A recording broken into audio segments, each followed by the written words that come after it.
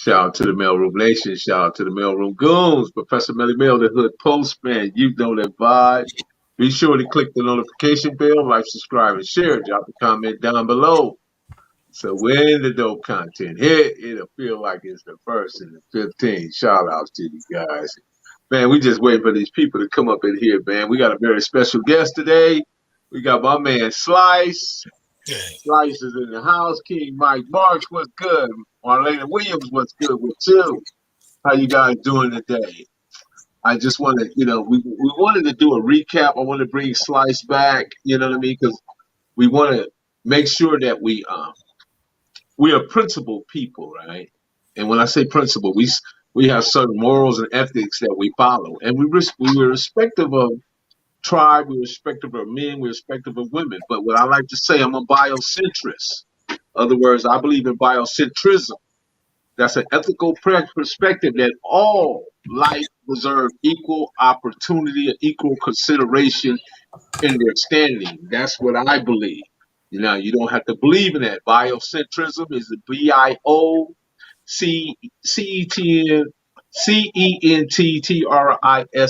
centrism.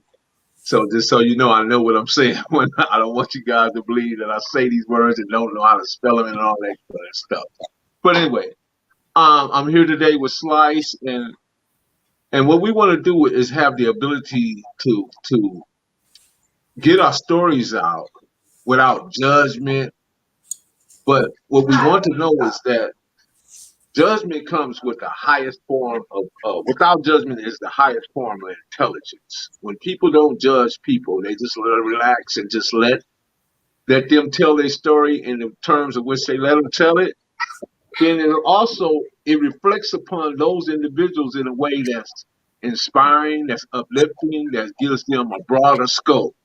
And I want to bring Slice back so we can talk about that. What's going on, Slice? How you doing today? Oh man, what's good with it? How you doing, Melly Mel? The postman. What's happening with it? Man, everything good. Sound like your volume is down. My volume? No, it's up. Maybe I'm not talking loud enough, but I know the volume should be up. Hold on a minute. Come on, Kai. Yeah. So you good. What's good? Smash them like buttons. Come on, MP, what's good? Michelle, what's good? You guys smash some like buttons. We got it in here today. We're about to get it in today because we believe in the universe, and we respond, and the universe often responds to what we believe in as individuals. So without further ado, Slice, what's good, Slice? How you doing today? Hey man, everything is all right, man. Everything is good. Doing what it's supposed to do and moving the way it's supposed to move. Yeah, sound like you far away from your volume. Oh, I'm right here on it. I don't know why I sound like that. You still can't hear me? I can hear you, but it's kind of like echoey. But that's cool. But let me say this, right? We lost a great one today. Shout out to condolences to the Captain Shahid and his family. He rest in peace. Captain Shahid, many of us know him. Nation of Islam. You know what I mean? And we just want to shout him out and give him, may Allah have mercy on and compassion for who he is as an individual. And let us pray for him. In the name of Allah, the merciful and the compassionate. And we pray that Allah accept him. We pray that Allah accept him. But without further ado, bro, let's get into it, man. Let's do it. Let's do it, baby. Let's go. Yeah, your volume is terrible, bro. I don't know what's wrong with your volume. Oh man, hold on! Don't tell me that. Don't tell me that. Now when you get close, I can hear you. Okay, well I got to get close up on it then. I got to be like this. I got to get real close on it then. Can you hear me now? Yeah. Okay. So let's start off. When actually did you grow up at, Slice? I grew up on 9th Ave in Jefferson. 9th Ave in Jefferson. Between 36 and Exposition. And would it be fair to say you was just a guy that lived in the neighborhood and you saw everything that was going on around you, but you wasn't a participant? Would that be fair to say? Very fair to say. I was an athlete. You was an athlete. Yes, sir. Good. So what was your favorite sport? I really like baseball, but I excelled in basketball and football. And, shout out to Freeman Williams' family because he was one of the best to ever do it on this coast. Went to his service, seen a lot of my ball players and a lot of talent that was there, man. That played in the league, around the league, who I grew up with. People like my brother Dollar Bill, Big John Williams from Crenshaw. Just everybody pretty much was there, man. Anybody you name that ever played sports, that played basketball, baseball, football. So we was all there in attendance. Yeah. Uh-huh. So you said you grew up on 39. That what at what No, geographic location would that be if you could put a name to it? not 39, 36, between 36 and next position. So Uh-huh. let me show you how 36 is. It's 36, and the next position is the train track. So 36, I grew up on 36 and 9th Ave. That was the biggest house on the block because back in the day they converted our house into a church. Our house used to be a big old church, and so they turned it into a house. My mom bought it, and we had that house, and then we had two other homes on Normandy and 60th Street, which is the Six Deuce Brim neighborhood. So I was really on both, where I could move around on both, but I was always an athlete.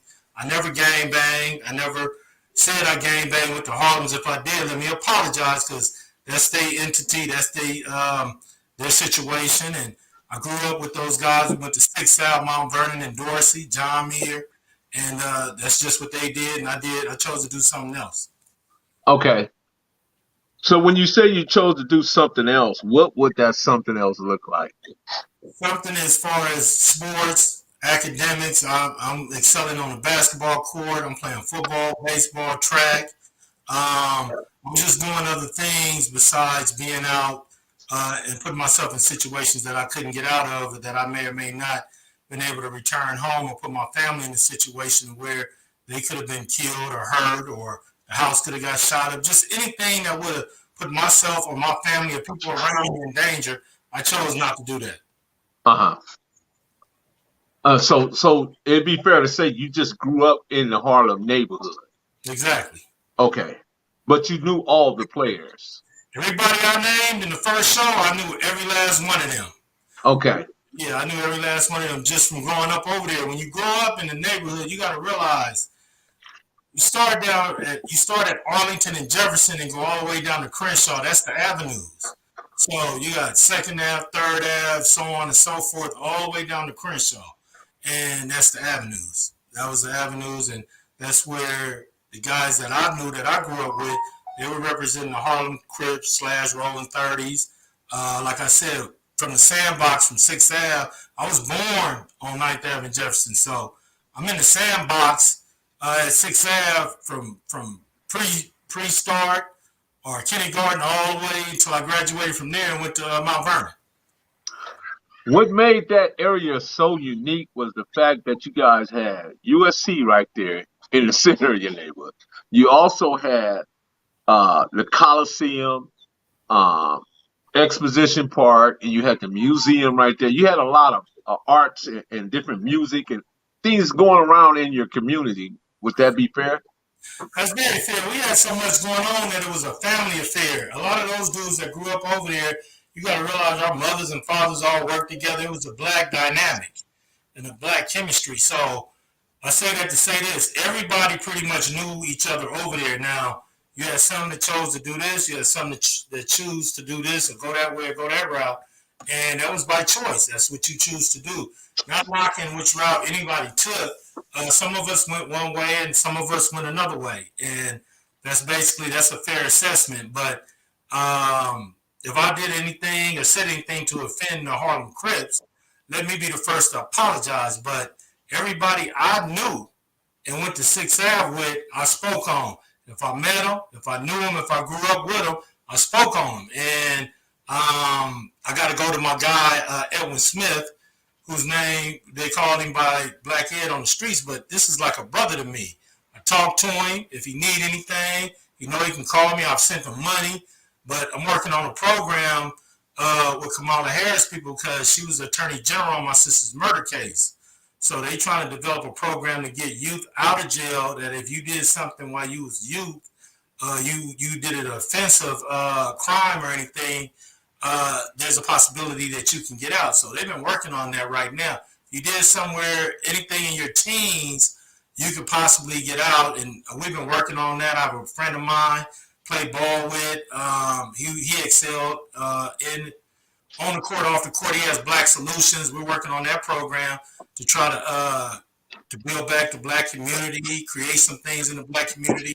See, we're not like Black Lives Matters that got all that money and stole that money and ran. We actually trying to do some positive things, and one of the things we're trying to do is get our Black men and women out of prison. We writing letters, and one thing I can say about Kamala Harris, her camp, they asked me, they said, well, you have anybody in prison that you would like to speak for, you would like us to look out for? And when I spoke on Ed, I said, this is like a brother to me. I said, I invited him to Dorsey to see me play basketball that day. He wouldn't have never been down there had I not told him to come see me play basketball. So he was there to come watch a basketball game. It's just unfortunate what happened, but he wasn't there to do nothing but come see me play basketball. Man, that's cool, man. So how do these people get in touch with you if they want to, if they're interested in these programs you just spoke about?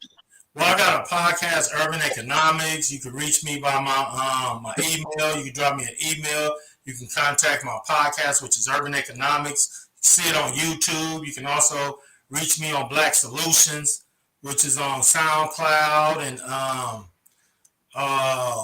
Pink Cloud Studios. So we really out here trying to do something positive, and we trying to link up with other Black people and men and women that's trying to do some things that's positive. Who are you working with currently? Well, like I said, I reached out to Kamala Harris camp, and that looks good. As far as different people in the community, we're moving kind of, let me just say, we're moving in a way where we have to be able to trust what these people are saying and doing, because a friend of mine, she's getting ready to open up a beauty academy on 54th and Crenshaw. And she's the state instructor over there, Giovanna Morrison.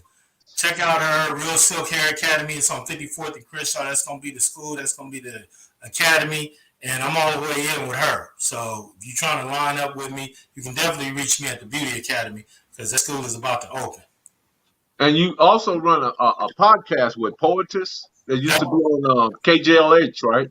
Yes, sir. Yes, sir. That's Urban Economics. Yeah, she does my podcast, and she's from the Bay Area. Her father was the one, the engineer behind K-Day, and put all that together. So she's just following in her father's footsteps. She's a beautiful woman, beautiful sister in the community, doing everything she could and can and will do for the community. So yeah, I'm working with her. Yeah, that's awesome. That's awesome. So when you was growing up, bro, and I know you grew up around in the Harlem, but also you ran with people like Bruce Richardson, Roy, right? Yeah, I put you on the phone with Roy. I had to put you on the phone with him. Oh yeah, right. What was it like being around? For those who don't know who Bruce Richardson was, explain them to who Bruce was. Bruce, when I met Bruce and Roy at the same time at John Muir. I checked out my mother had two homes on Normandy and 60th, the front house and the back house. So he said, you can stay here on 9th Ave, or you can go over here and go to school at John Muir. I said, cool, I just go over there and go to John Muir. I didn't feel like walking to Mount Vernon no more. So I went over there and lived right down the street from John Muir. And the first three people I met was Bruce Richardson, Roy Summers, and Bobby Horse. Those are the three dudes I met over there. And they just took a liking to me. They was like, we know where you live at. We knew where you grew up at. But you over here, you cool with us. Because I started playing basketball and stuff with them. And they just took a liking to me. Yeah, because Roy was in the sports too himself. And Bruce was, both of them was karate guys, right? Karate Ray is the one that showed Bruce how to do the karate. He showed everybody how to do it. That's a real. Showed everybody, like who? Everybody like who? Everybody from Big U. Anybody that ever did karate in Los Angeles, they know Karate Ray. Okay. Karate is the man, yeah, that's my guy right there, Karate Ray. Karate Ray was the guy to go to. He grew up on 58th in Normandy. Got a brother named Butter that was the coach and major baller at Manual Arts. Them is my guys, man. That's like my family. That's family to me. Yeah. So, when you was hanging out with Bruce, man, what was y'all relationship, Bob? Me and Bruce was we had a great relationship. You gotta realize, I remember Bruce, man, he just used to be so cool, quiet. I remember them red corduroys with the red Pumas with the Pendleton, and him and Roy Summers were best friends at John Muir.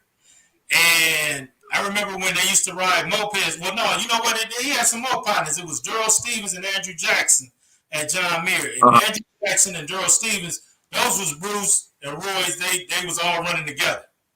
All them dudes was Uh-huh. running. They rode mopeds together. They did everything together. Yeah, yeah. Okay. So, so Roy, right? What was Roy's character like, man? Because he's been known for quite a few things, but you know him more or better than probably all of us. You know what I mean? Give us a little something about Roy. Okay, Roy had a brother named Brent Summers. They was both good at football, basketball, baseball, everything they played. They were real good at it. Uh-huh. Roy had world class speed, like he could run real fast. Uh-huh. Him giving me a head start in a race, and we had $50 bet.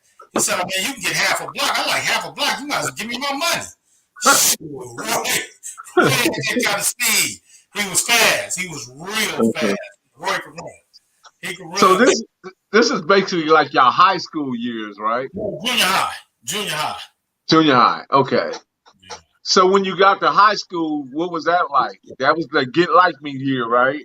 Yeah, well, that was in the neighborhood. Well, we was always in the neighborhood, but everybody picked a different high school they wanted to go to. So I ended up going to a medical magnet school, Lincoln High School, in East LA first.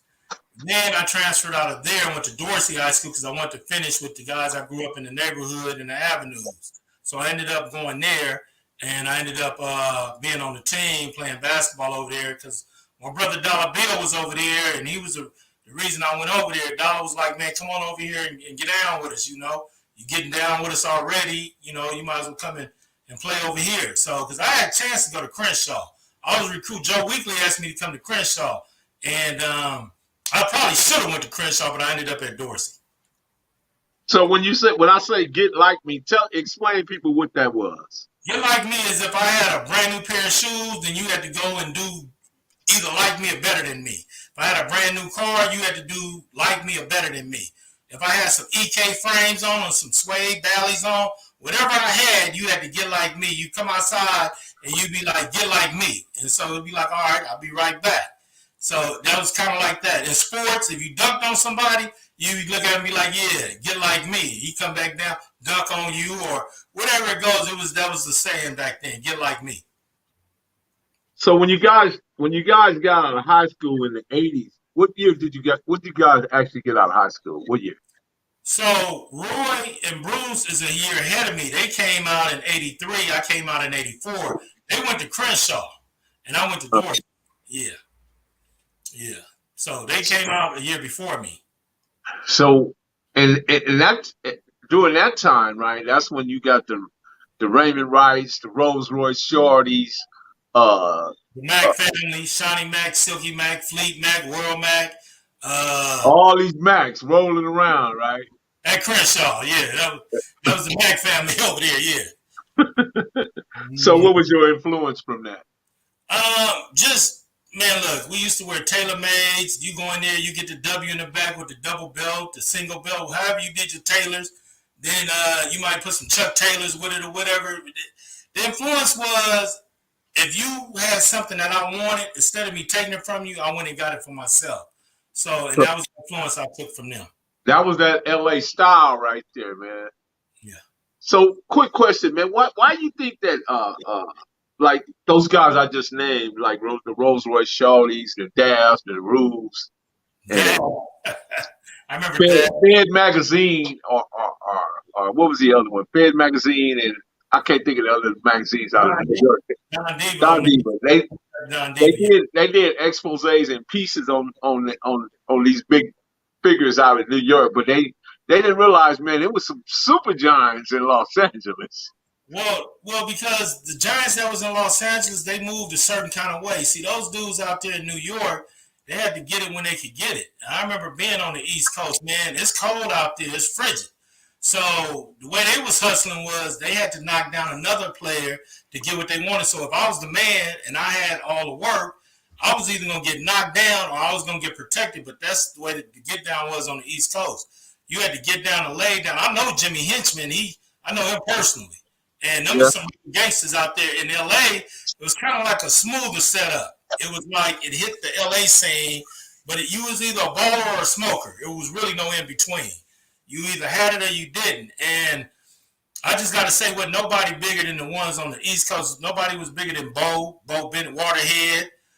Nobody was bigger than Melvin Butler and Roy Summers, Bruce, them Inglewood boys, them Inglewood players, the Valley players, the Bryan family, Stan and Jeff Bryan. I mean, you had major players on this coast over here, and not to mention Big Pat and all them in Compton and Gangster, the Santana Blocks. Everybody was having some major paper, man. These were some major dudes on this coast. Uh-huh. This coast started every other coast because when it started here, then everybody was going everywhere else, and they were sending guys to New York, to Louisiana, to Texas, to Georgia, all over. Big Meech and them was over here in Gardena. They was in Gardena getting their swing on. Southwest T. I met T over here. I met him with their little brother. They was over in Gardena when I met them. Man, it was popping so hard. Ice Cube wrote a song about it. Yeah. Going out of town, My summer vacation. I remember, look, I was in St. Louis, and their main highway, their street is called Kings Highway. Uh-huh. It's like Crenshaw. Kings Highway is like Crenshaw in St. Louis. And it's a White Castle and the Church's Chicken on every corner. Man, we made so much money in St. Louis, man, getting that money, man. It was a lot of money got up out of St. Louis, man. St. Louis, Missouri. Yes, sir. So, at what year did my man Bruce get in the game, man? That you realized that he was in the game, because I think you came behind him, right? I came behind him. I came way behind him, but Bruce, he went in variables like, all right, his brother James got killed by the police, James Richardson on Gage. His brother got killed. And I remember Bruce was riding mopeds with Durrell Stevens and Andrew Jackson. They was moped riders. And the boy got killed on the moped with his niece, which was Earl Bonzinger. I think he got killed on 60th place. When he got killed, it was no more moped riding around there. You didn't ride a moped or nothing around in the Six Deuce Grill neighborhood. You just didn't do it. So then Bruce ended up with a Camaro, two-tone blue Camaro. And he was rolling. He was cool with the two-tone blue Camaro. And next thing I know, it just seemed like in a year's time, he had a silver or gray Skylark, Buick Skylark with the black top with the black leather seats. And he pulled up on me on the corner of 60th and Butlong and jumped out, and we started slap boxing in the middle of the street. And we was doing it in front of my boy Damon Bullett's house. And Damon, he was a postman. He came out. He was getting ready for work. He said, y'all better quit doing that before I start slapping on y'all. So we started laughing and whatever. And then we went down to my boy Sean's house because he turned his house into a garage, which was a barbershop. We went down there, got some haircuts, went and got us something to eat or whatever. But then right after that, it seemed like right after that, everybody in the hood was having major money. And Bruce hit the corner with a 1,000 stretch. And I had never seen a 1,000 stretch in my life. And it had curtains in it, the back. And he pulled up and he parked it in front of my boy Damon's house and left it there for a whole week and threw Damon the keys. I said, Damon, you gonna drive that? He said, nah, man, I ain't touching that at all. But he left that car there in front of Damon's house for a whole week. It was a 1,000 stretch. I've never seen a 1,000 stretch ever in my life. I still haven't seen a 1,000 stretch. And this was a Benz, black on black with the curtains wrapped around. Yeah, there's not too many of them. But yeah, I've seen one before. Yeah. Oh, okay. So at what point did you decide to stick your hand in that game, man? What happened was I was with my boy, Sean, and everybody know Black. He was a point guard at Manual, whatever. So I started living with him, right? And he at the back house. I'm living with him in the back house. And every baller you name was coming through there, man, from Anti, BC, White Boy, E and Red from A-Trade, Mickey Abbott. I mean, all the major heavyweights, Bruce Roy. So you had a line of cars out front, slant nose Porsches, El Caminos, Benzes, Bentleys, everything was out front. And I was like, damn. So I'm watching on the cars because I'm back there living with them. I ain't in the game yet, but I'm getting $100, $200 a car, right?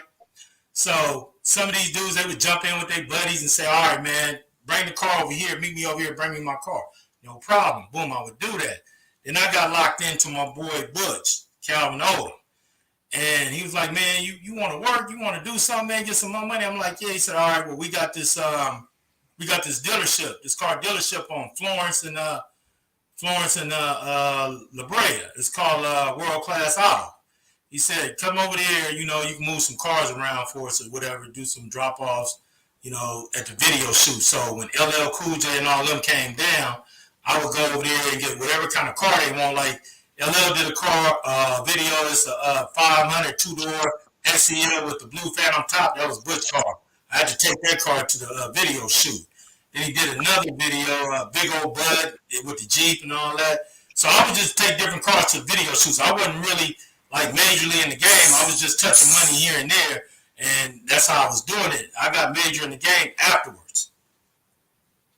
Okay.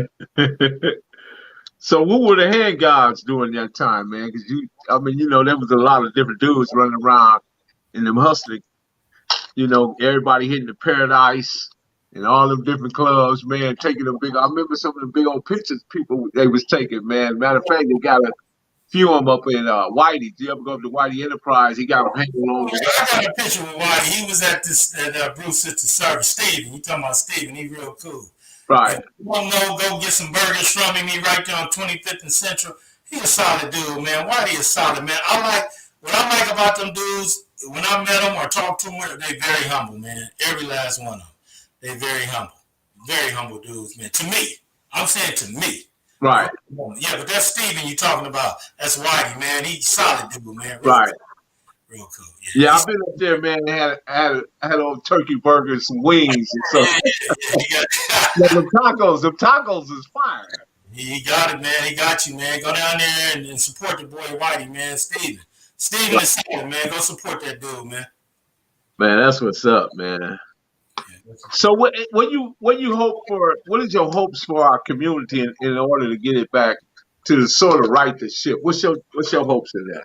What I want to do, man, is I'm writing different politicians. I'm writing different political advisors. I want to try to do a buyback of the community because when I go by the community and I go down Jefferson, people claim in the hood but don't own nothing in the hood. How you claim something you don't own? I go down there, there's nobody down there but Mexicans, Hispanics, and Chinese people other than black people. And those are the only people on there. The block I live on, there might be one or two black families and everything else is Spanish and everything in between. There's no more black people in the area. So I'm just trying to figure out how do we get together, cancel out all this negativity, and get to positive thinking and reasoning and try to buy back the community or try to at least help the community or help the people in the community. We got young ones that's looking at us, and that's why the young is not respecting the old because they like teach us something different. Y'all did that already. Give us something where we can, turn it into a positive and support our families. So that's what I'm trying to do, man. Is that the area where Kerwin? You familiar with what is it, councilman or assemblyman Kerwin? Kerwin, yeah, Kerwin Price. Yeah. I ain't too familiar with. I heard him. I even talked to him. He got mad at me. He's mad at me right now because I did a show and I said we're not Angelenos. We're black men and women. So when you refer to us, don't refer to us as Angelenos. So him and the mayor hit me with, don't say that, and we Angelenos, we all Angelenos, and so he mad at me about that. So I was the one that. Why was it important for you guys to say that you was Angelenos? That has a little, I guess, it's in a way it's like a Spanish way of saying it. That's what I was trying to explain to him, and I said, being where I'm from, and also doing time in federal and state prison. Not that we don't have a relationship like that, but it's the relationships are strained between blacks and Hispanics. We accept all races except each other. We'll kill each other, but we won't do nothing to nobody else. That's what we do. That's what black people do. They will kill each other for no reason, or they'll make up a reason and go kill each other. But they'll see that white man that just killed 10 people and won't say or do nothing to him. They ain't marched yet. They ain't did nothing yet.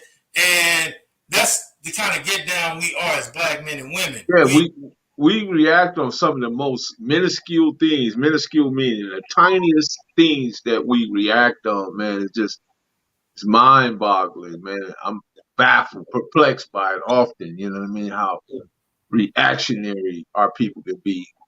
And true to your words that when other people are doing things, you know what I mean, we slow to the table. We slow. So what was your thoughts on that? What happened down there in Buffalo at the Tops Market? Well, let me just say this: it's racism everywhere. That's why I wish that black men and women could get together and we could just try to figure out a way to love each other because we got enough to work with.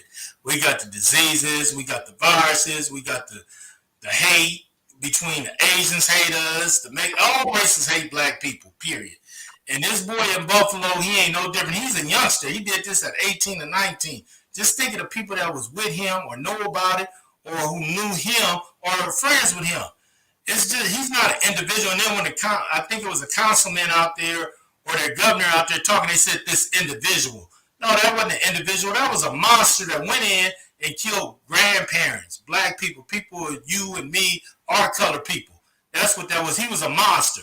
They refer to black men and women as monsters when they kill us and we don't have a gun or whatever. We pose a threat. But then this dude went in there and they let him come out handcuffed, treating him all nicely before they put him in the car. There's no way. Look how they did George Floyd. And this dude went in there and killed 10 people and was talking about killing some more people. That's their way of reducing it and minimizing. They reduce it in the sense that said they start calling him, oh, he just a kid, or he had mental problems. You know what I mean? But what he did have was an ideology that he was following. Don't try to reduce the circumstance. It's an ideology that he's following, and that ideology is based on white supremacists. It's based on the Ku Klux Klan and the Proud Boys. You understand? They have a curriculum that they follow. So let's start there. We can't reduce these things because it is what it is. You understand? But go ahead, finish what you said. That's a philosophy that they follow, that they need to exterminate all black men and women because we pose a threat. Because everything that we do and have, they want. They want our entertainment. They want our clothing. They want our food. They want our women. They want our children. So anything that the black man possesses, they want. So what they do is they go ahead and they want more interracial relationships. They push that. If you look at a commercial on TV, you're either going to see interracial relationships or you're going to see one black person with about 10 white people, and that's that commercial. They're pushing a whole narrative. Or they want us to be gay and lesbian. They want us to wear the skinny jeans hanging off our ass. They want us to turn our way of thinking into their way of thinking, and they want us to accept the ideology that our little black kids, our little black boys should be girls and our little girls should be boys. And that's what they're pushing and teaching. How harmful is that to our community?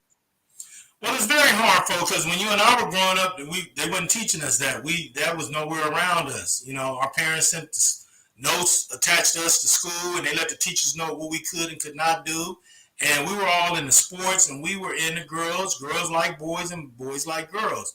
And that's how we were raised. We wasn't raised with this homosexual ideology of men should be with men and women should be with women. You go to the club now, women kissing on women, like that's a good thing to do, and they're not even looking at the black men. And so we as a race, we pretty much messed up right now.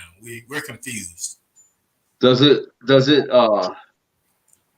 overwhelm you at times when you see those different perspectives, but at the same time, you see people using divisiveness? I mean, in that sense of when you're talking about the sisters, you know what I mean? Because a lot of times they don't really truly understand what it is that we want, or maybe we don't understand what it is that they want. You know what I mean? But we live in a society that seems to be built upon aesthetics in the sense that everybody's going down to get Botox, they're getting, plastic and all this other stuff, and thinking that somehow this is going to improve who you are as an individual, and it's going to make this person or this man or that woman desire. You know what I mean? It's just a whole lot of that going on this day and time, and people are pouring, I mean, thousands and thousands of dollars into this.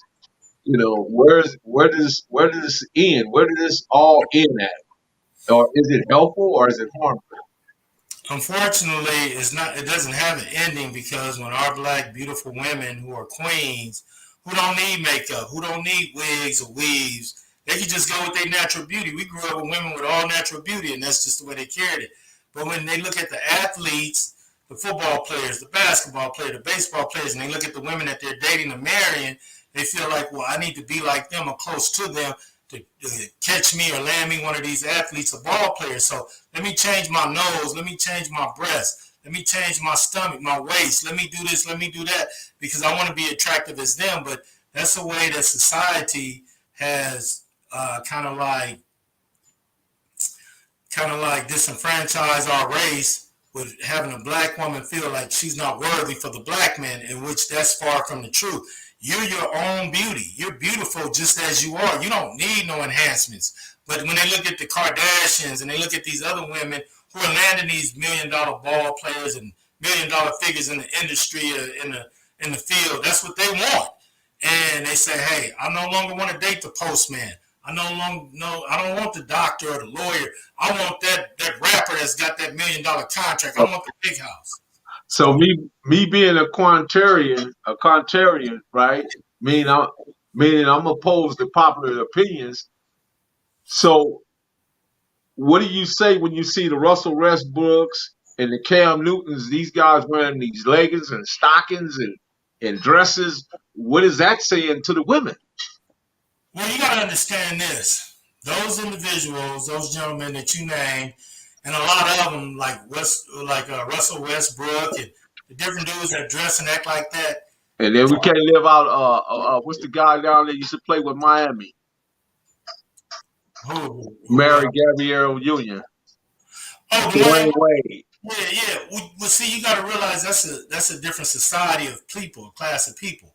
That's the way they get down. They're no longer from the neighborhoods that they grew up in and the people that they hang around and the parties that they go to. This is how they get down. The men go in wearing leggings and lingerie, and the women come in and they change roles.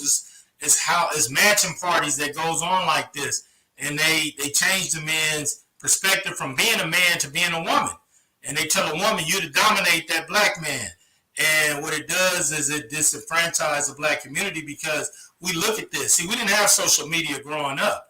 So everything that you see now is either on social media everywhere else. What you do should stay in the privacy of your home. Once you put it out here on social media and let a lot of people sit back and judge what you're doing, then you have to understand and realize that they have the right to say whatever it is they want to say about you. Look at Magic Johnson's son with his ass hanging out, booty shorts, running around with the little white boy. Man, that boy about 6'5", ain't he? 6'6". No, he's taller than that.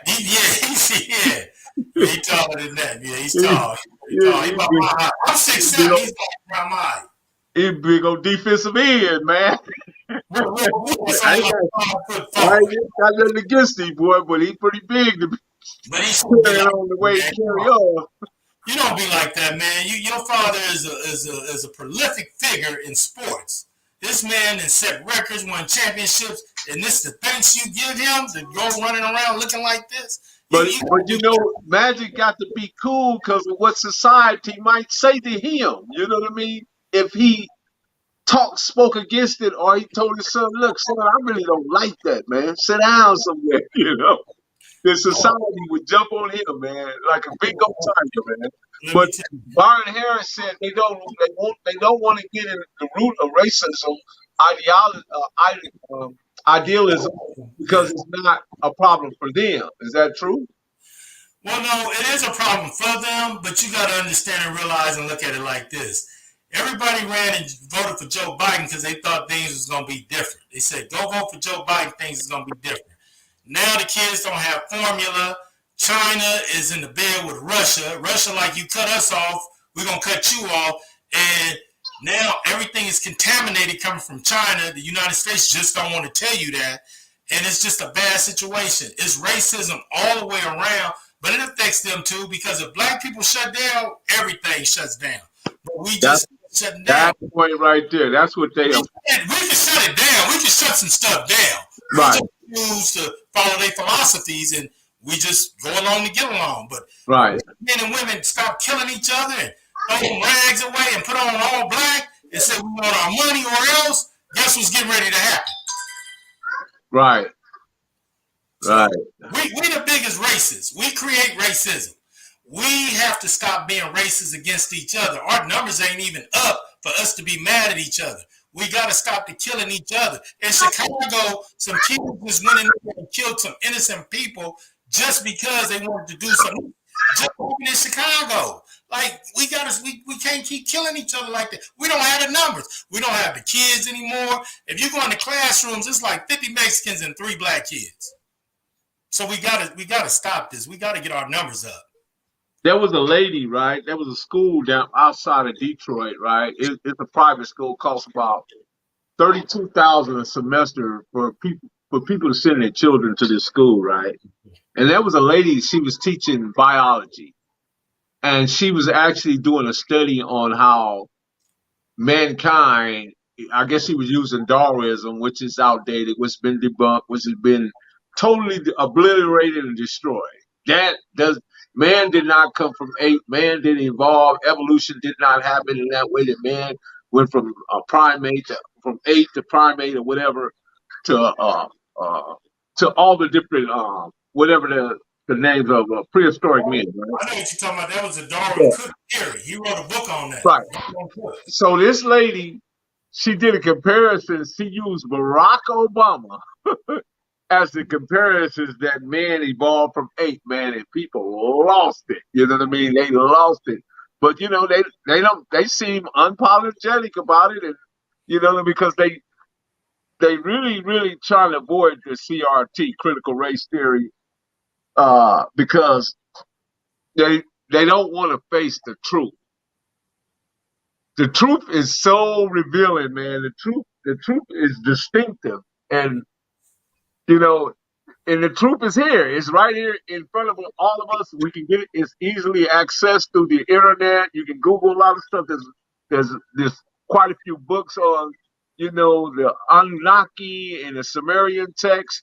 Even when he goes all the way to talk about the religion and how all that stuff came together. You know what I mean? But for some reason, people that get involved in Christianity or some of the other religions, they get stuck there. They don't want to go. They don't want to know nothing else because it will debunk or separate them from what they really believe in, and they really wholeheartedly believe in this stuff. You know what I mean? Like they want to hold on to it. You know.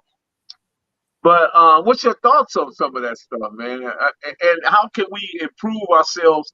Would we be improving ourselves if we just walked away from the religion and just say, hey, okay, we're going to set all this religious stuff to the side and we're just going to cohabitate with each other and just follow each other as black men and women, learn each other and create a curriculum that we can follow that'll be across the board, that put us all on code. You got any thoughts on that? Here's the thing: in the near future, in the very near future, they're going to cut out all races, all religion. So whatever religion you think you follow.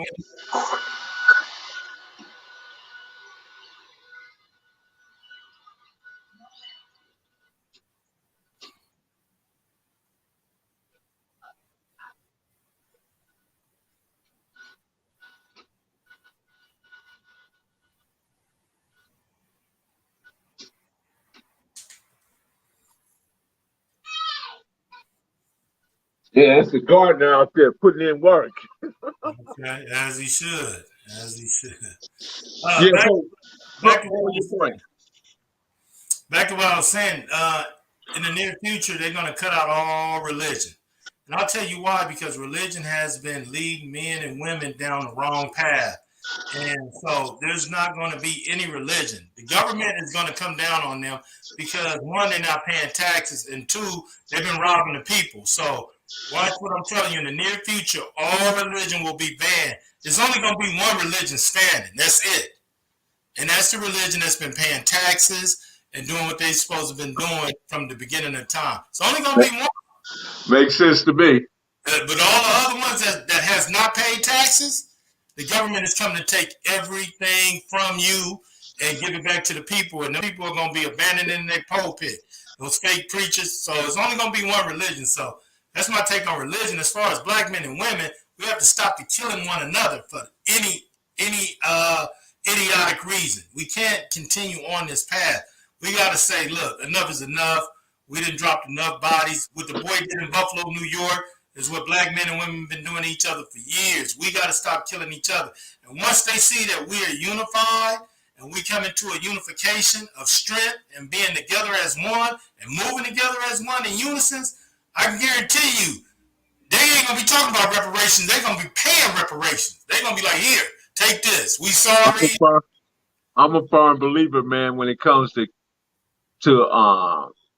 the brutality that happened often to young black men and all black people in general through the hands of white supremacy or police departments or whoever it may be, perpetrating these crimes. You know what I mean? Because you're right, we gotta get on code with one another, and we gotta stop bringing harm to one another. But at the same time, I believe that if every black person had a insurance policy worth over $400,000, they'd stop killing us today. They ain't trying to pay that. Because they ain't trying to pay that money. At the end of the day, it's a money game. And when we have leaders up there and talk about we don't need money, we need education. We don't need that education. We are people that are self-educated, first off. Right. We go to school to learn, yet we end up teaching. So figure that out. We go there to learn, we end up teaching teacher stuff. And the other races, different things about us that they didn't know. So we have to understand and realize we have the creator behind us. And we have to understand that he's been there with us. We got to be there with him. We got to quit killing and hating each other. Once we stop that, we on a whole different page. Until that stop, we can't have no conversation because we still got men and women out here killing each other for nothing. Oh, he looked at when I had Baby Nose on here the other day, he said we went from pharaohs to winos. I said, wow, that was pretty profound right there. You know what I mean? But he was correct, man. A lot, that's just what happened. So you got to realize, Millie Mill, what you doing, your platform, Kev Mag, Gangster, everybody that's got a platform out here is doing it for the positive of the community. Whether people like it or not, or whether people be like, I can do it and I should be doing this. You may not be doing it, but these brothers got together and they was doing it in the streets and they said, you know what, let's create platforms and educate these people and show them what they need to do and how they should do it and how we can help them get to where they're trying to get to. So you, Kev Mag, Gangster, Reggie Wright, Jr., my boy, everybody is doing what they need to do, man, to inject some positivity, infuse some positivity into the community. So keep doing what you're doing, man. Don't never stop. Don't never get discouraged because in a minute, man, you're going to be on top. You're going to get that contract with SiriusXM. You're going to get that big contract because what you're doing is... I appreciate that. So what's your thoughts on all the ghost guns that exist in our community? We got to get rid of that, man. I don't know how these kids, they can't afford a new pair of shoes or pants or some books or computers, but they can afford a gun. They walking around with guns, but they can't afford no car or, no place to live, but they got a gun. I don't understand how you could afford things that you don't need, and what you do need, you're not willing to go out there and get it. So my thing for the ghost gun is we got to get away from all that, because who created that? And where did they put that? And what was the reason they put it there? What was the purpose for creating it and putting it in the black community? Just like fentanyl. Black people don't make fentanyl. Where it come from? Black people don't make methamphetamine. They don't do none of that. Yeah, but that's a poor excuse because they damn sure use it. They use the ghost guns, they use the drugs, they use everything that's given to them. You got to protect all that. You got to tell them no is no, and it's enough. Right now is a time, man, where we really need to thrive as black men and women. You got enough against you. So let me just say this real quick, Melly Mel. If I get anybody out there by mentioning their name, saying this, saying that, let me just say shout out to my brother Dollar Bill. Appreciate what you and Earthquake doing over there with the Harlems. Thank you for speaking up on my behalf. If I offended the Harlem Crips, let me say I apologize for that. But I did grow up over there, and I just mentioned some of the players that I grew up with, and I ain't got nothing for love for everybody. Everybody that's my color and trying to get money and trying to have some things and do something positive for the community and for these kids, I don't have nothing but love for you. But if you're trying to do anything else, we don't need to talk. Period. That's it. But anybody from that section want to, get on, tap in, they welcome. You know what I mean? The platform is open to that, and whatever, and we'll find a medium, and we'll get into, really let you explain your circumstances and how that came about. We have no problem with that, man, because we're about the people. The Hood Postman is about delivery, man. It's about opportunity, standing upon principles, That's what it is, man. I appreciate you, man. I appreciate everything you done for me. And again, like I said to the Harlems, hey, I apologize. Let's get on a better platform and let's talk about it or however you want to do it. But, let me just say I didn't mean to offend nobody at all. There you go, man. Yeah. Shout out to my guy Trey from Harlem, man. Oh yeah, it's two of them. It's a big Trey and a little Trey. Which one you talking about? Big Trey. Okay, that's the one with the auto body shop. Yeah, Big Trey. Okay. Yeah, both of them solid, though. Both of them from over there. Both of them solid. Right. Yeah. Everybody's doing what they need to do. They raising their kids. They raising their grandkids. They happy. We down there 60 and we mad. Something ain't right about that picture. But hey, we got to keep pushing, man. We got to keep doing what we need to do to bring some of this positivity into our communities and do some buying up some of the community. We don't own nothing over there at all. So we need to start buying up projects and man, them properties and all them properties over there worth $1 million now. That's what come on, Melly. My mother bought 4 homes. She bought one on right there. That was for $25,000. She bought 2 on 60th and Normandy. She bought both of them for $30,000. That was $60,000. So now those homes is worth every bit of 1.1, 1.2. Yep. Easily. Especially them houses right there in the 20s, the big old houses, them upstairs and down, big old huge mansions, like, Yeah, Sugar Ray Robinson used to stay right there on that corner of, what's that street? We used to pass. What's Sugar Ray Robinson? The boxer. Sugar Ray Robinson. The old one or the new one? The old one that was knocking them out, the old one. He stayed on the corner of, what is it? Adams and, what did they used to call that, Sugar Hill? Yeah, because of him. They called that Sugar Hill because of him. He lived over there. Muhammad Ali had a house over there. Don King had a house over there. Marvin Gaye? Marvin Gaye, they all lived up. That's why they called it Sugar Hill, because of Sugar Ray Robinson. He lived right on the corner. And we pass him every day going to Mount Vernon. He'd come out, give us cookies, candies, talk to us and everything. Because he had the Sugar Ray Robinson Youth Foundation. Yeah, I remember that. Yeah, he had the Sugar Ray. I was a part of the Sugar Ray Robinson Youth Foundation. That was up there by Mount Vernon. Yeah, right there on Washington, and I believe that's 10th Ave. Yep. Sugar Ray was my guy, man. I was a youngster too. I looked up to Sugar Ray Robinson, man. He was cool. Every day he would come out and talk, no matter what. Yeah, Sugar Ray. Yeah, that was a big thing back during my time. Sugar Ray Robinson Youth Foundation was a big thing. I was a part of that. I was a part of that. Yes, yeah, he had everybody in the boxing, man. We had the Compton House of Champs in Compton. Okay. And we had the Sugar Ray. Ours was the Sugar Ray Robinson. I can't remember that name we went by. But we came in first place, and then we came in third place. But what was our name? I ain't finna make nothing up, man. Yeah. So what is your, at this moment in time, Sly, what is the primary circumstance or problem that you see in our community that needs your immediate attention? Or gets your immediate attention? Gang violence. We gotta stop the gang violence. My sister was murdered in 2007 at the National Guard Armory Base in Culver City, California. She was 6 months pregnant.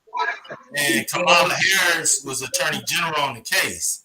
And so, of course, they are my family right now, millions of dollars and everything. We're still working that out. But anyway, I say that to say this, man. She was killed by a white man that was a sergeant in the military inside the base. Culver City police had 6 warnings that this guy was going to kill my sister. And he ended up hiring a hitman. The hitman didn't do it. He took his money and kept going. He hired the Mexican Mafia to do it. Mexican Mafia said, we don't kill kids. So he ended up getting her to the base and killing her himself. Well, at the time, a lot of people reached out to me, like Al Sharpton, Spike Lee, Oprah, all of them, but they didn't do nothing. They wasn't trying to do nothing. They wasn't going to go against these white folks in the government. And like I said, again, Kamala Harris was Attorney General on that case. So what gets my immediate attention is my sister's situation, because we need some closure to that. We still working on that.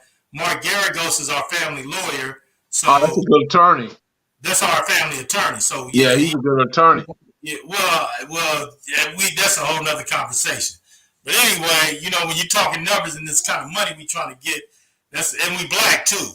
And she was black and a white boy killed her. So, and killed her and her son inside the place. So that's my immediate attention right there. But as far as the community. So let me ask you this: how did Kamala Harris handle that situation? Did you think she handled it correctly, or? No. She didn't handle it correctly. And whoever thought she was going to be the vice president, what happened? We had to go to her office for a deposition. And her right-hand man was David Adida. And we all sitting in there. And I remember him asking my mother, how does it feel to know you'll never hold your black baby again? This was a dude, a foreigner from a different country. He wasn't white, he wasn't black. He was like a foreigner, but he was her lieutenant or whatever, her assistant.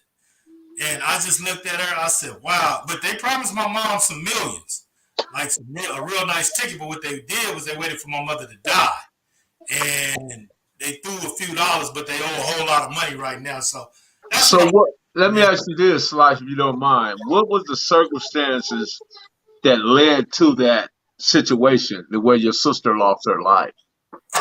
Okay, so Culver City is known to be racist. And what happened was they have a park, Veterans Park in Culver City. It's right across diagonal from Sony Pictures. And they were getting like homeless people and derelicts in there or whatever. Well, Culver City wasn't going for that. So what happened was the Armory base was used for a shelter to allow homeless people to come in there out the winter, out of the cold weather. But what happened was they were feeding them and giving them something to drink. Allegedly, I'm going to say allegedly. They were giving them things to drink, and it was bothering them. And then next thing you know, they started dying off or whatever. My sister understood what was going on in there. I believe they killed her because she knew too much. And she had enlisted in becoming in the National Guard Armory. Then when they ended up killing her, they put her as homeless and everything in between. But she was enlisted to become in the National Guard Army. But the guy that killed her ended up raping her. That's how she got pregnant. His name was Scott Allen Ansman. He was a staff sergeant. His best friend went to the police 6 times before he killed my sister, told my sister, this guy's going to kill this girl no matter what. They didn't believe him and take him serious. And when my sister ended up getting killed, him and his wife started talking about it, and they ended up killing his wife for talking about it. So it's a very situation. He went home and found his wife dead in the bed for running back and telling the police what this guy was going to do. So it's a real serious situation. That's why I don't have time for the streets. I mean, if it ain't positive, because I got to go and get this situation right, what I'm working on. Right, yeah, man. Well, condolence to you and your family, man. I hope y'all, get that closure, get that conclusion on this, man. It's between Kamala and my attorney. Kamala was the attorney on that, so a lot of this got to go through her. Because we got the judgment. The judgment is in place, so she has to hit that button, like pay these people. Pay these people. But see, our case wasn't like George Floyd case all over the world. They hit my sister's case because she was killed by a white man inside the National Guard Army base. But if it was out there, like the George Floyd situation, we'd be sitting on $100 million right now. But they kept it quiet. She covered it up. Kamala was like, I don't need this story out. This one right here, no. So, and we got the best attorney in Los Angeles, Mark Garagos. You can't get no better than that. He just got the boy Colin Kaepernick $80 million. So, Yeah, Mark Garagos is a good attorney, man. He don't We're gonna play. see. We're gonna see, Melly. We're gonna see. We're gonna see. Yeah, I know him very good. I know yeah. him very, very good. I done spent time with him. He got a restaurant. He owned 3 high-rise buildings downtown with a restaurant underneath that's got the best Italian food in the world. So I know him real good. Yeah, we're gonna see how good he is when he get these tickets. That's right. Yeah, we're gonna see.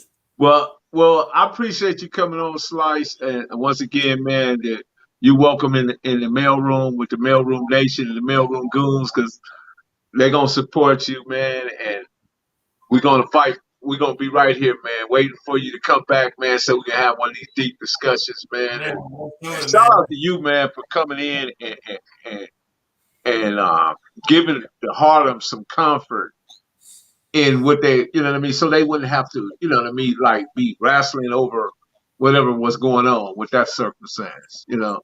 Well, And yeah, I got nothing but love for him, though. The Harlem, come on, man. yeah, When you grow up with a situation, man, and you've been knowing people all your life, you on the basketball court, football, and all that. See, I never game banged. I never was a game member. I never done that. You caught me on the basketball court. You caught me on the football field. That's where I was at. But I never knocked nothing that they were doing. I don't even know what they was doing, if they was doing anything. But my thing is to get my guys out, which is Kevin Sample, Edwin Smith. I'm trying to get them out of jail. So if Kamala want to really look out, give us them tickets and get my guys out of there. Get that program going so we can free up some of my folks, man. That's where I'm at with it. well, anything I can do with my platform, please reach out, bro, and let's do it, man. I Okay. appreciate you, man. We'll talk soon, Yes, Slice. sir. Continue Yes, to sir. do what you do, man, and man, and have a very good evening, bro. I appreciate you. You too, my guy. Take care. Uh, right on.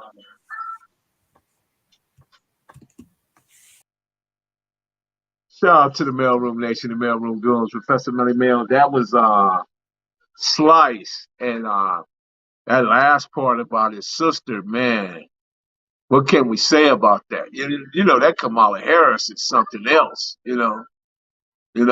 We really don't know nothing about her, man. But she's something else. She's something else. I don't. I guess what they say: if you don't have nothing good to say nothing at all. I can't find nothing good to say about that lady. But anyway, we're gonna bring this to the close. I appreciate everybody. Uh, it's been a wonderful Friday. It's Freestyle Friday. We're doing what we're doing. We keep it moving. We keep it fair. We calm. We keep it collective, and we just get the information. And where it lands, it lands. And I think that you guys are very amazing people for taking out your time and coming in and listening to some of the parts of these stories. Although sometimes these stories they take time, a momentum, time to build the momentum. But when they do, man, trust me, man, at some point you're gonna get the jewels, you're gonna get the diamonds, you're gonna get the gold that's in there. You're gonna get it. You just have to be patient sometimes, and it's what we do over here. We doing the work, building an airplane while we fly it. Until the next time, I appreciate you guys. Shout out to Western Ave, Michelle, Marlena Williams, Brian Harris, of course, Johnny Sullivan. Shout out to you, man. Hope you get better, bro. God's property for jumping in, definitely. Rodney Scott, what's good, bro? All you guys that came in that that you know that follow this content, follow my platform, continue to support me, and all I can do is try to just give y'all the best I can, each and every time, whether it's a Wednesday or Friday, just give you the best of me. And I trust me, I got some videos. I gotta just put them together. I'm gonna put them out. Slick, right? We got Slick's Ranch. We got ODM. We got Momo. We got Really Low. We got Bright Dog. So more to come. More to come, definitely. And hopefully, when we get back out there, I get some more Crip Mac, and we're gonna do a whole little thing. It's coming. Trust me. And when the good news land, I'll definitely share it with y'all. So right now, me and Bright Dog are working on a couple of things, and we're just waiting to see where it lands. Okay. I appreciate you guys. So continue to have a great day. Be good, be safe, most of all, be well. Marlena Williams, go ahead and lock it down. Postmaster General, where's that Mike Marks at? He's absent today, right? Man, get on the bus and let me take you to school. We're out.